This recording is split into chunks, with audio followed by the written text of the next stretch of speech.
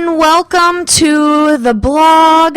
This is Emily Petroff, and you are evolving with Emily on my blog today. And we are going to talk about you get what you get and you don't throw a fit.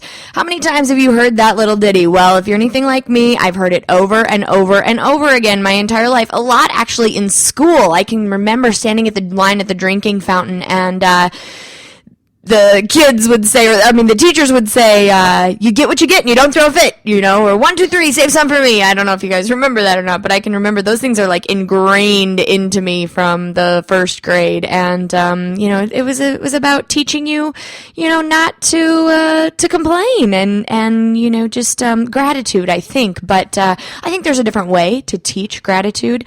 It was so ingrained in me that I even began saying it to my own children and perpetuating the message. Although I think there's value in teaching gratitude for what we have, I do think that that it sends a message that sometimes says, don't ask for more, don't push your luck, or quit while you're ahead. And, really, those are not the kinds of messages that I want to be sending to my children, or anyone for that matter. Like, I didn't realize that until I began to investigate why I was so unhappy in my own life. And I think it's possible to have gratitude and to tap into gratitude in a way that the universe begins to bless you with abundance, peace, and genuine happiness. And it is as much of a skill set as learning to be organized or eating right or, managing your tasks differently. I don't believe that we were put here to struggle. Although that's what many of us believe and what we've been taught, we think that the more we beat ourselves up and the better off and the larger that badge of honor is going to be, we're not gonna feel good about it unless we really struggled through it. And, damn it, that's really something to be proud of. And, except that I think it's killing us. That badge of honor is weighing us down mentally, emotionally, and spiritually. There's so much pain and suffering in the world. Most of it is completely unnecessary because it's self-inflicted. And it's time we made different choices. It's time we took a stand against ourselves and said, damn it, I want more. Why not me? I can and I will. We've got to stop the whining.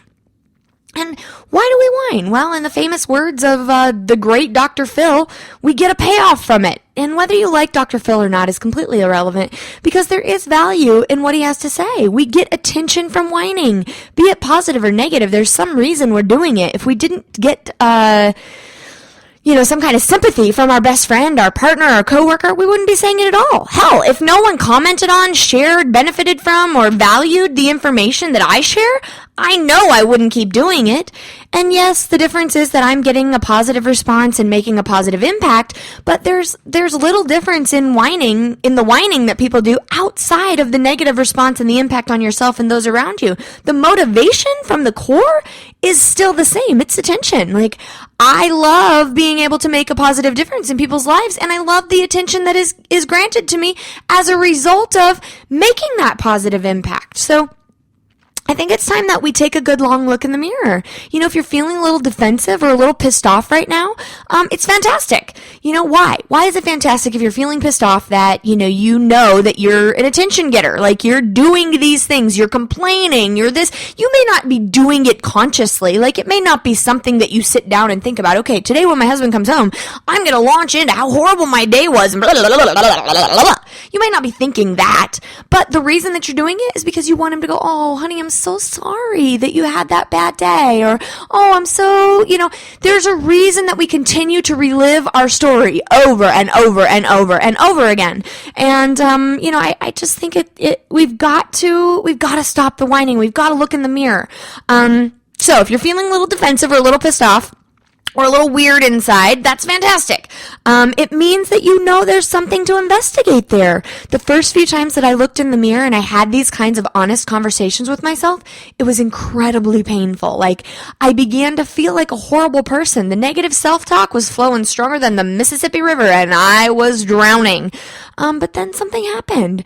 I started to take responsibility for those choices. The whining, the complaining, and the know-it-all attitude that I was carrying around as armor began to stop. Like, I began to see those things in other people And I recognized, especially the ones that I was having a really hard time with, like the people that frustrated me, I began to realize that they were just like me.